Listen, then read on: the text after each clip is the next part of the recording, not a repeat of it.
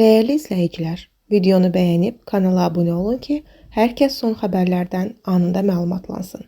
Azərbaycanın birinci vitse-prezidenti Mehriban Əliyeva sosial şəbəkə hesabında əməkdar artist Cabir İmanovun ölümü ilə bağlı paylaşım edib. Paylaşımda deyilir: Nurlu, səmimi və qeyri-adi istedada malik insan Cabir İmanovun vəfat xəbəri məni sarsıtdı.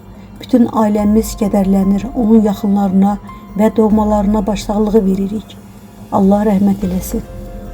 Azərbaycanın mədəniyyət ictimaiyyətinə itki yüz verib. Tanınmış aktyor əməkdar artist Cabir İmanov sentyabr 29-da 49 yaşında vəfat edib. Xəbər verilir ki, bu barədə Mədəniyyət Naziri məlumat yayıb.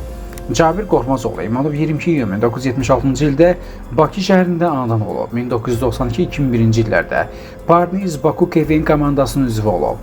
92-ci ildə KVN çempionu, 95-ci ildə KVN yay kubokunun sahibi, 2000-ci ildə isə KVN əsrin çempionu adına layiq görülüb.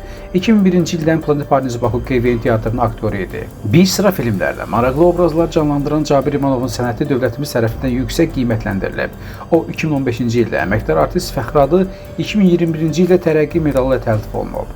Azərbaycan Respublikası Mədəniyyət Nazirliyinin kollektivi əməkdar artist Cabir İmanovun vəfatından kədərləndiyini bildirir, mərhumun ailəsinə və yaxınlarına dərin hüznlə başsağlığı verir.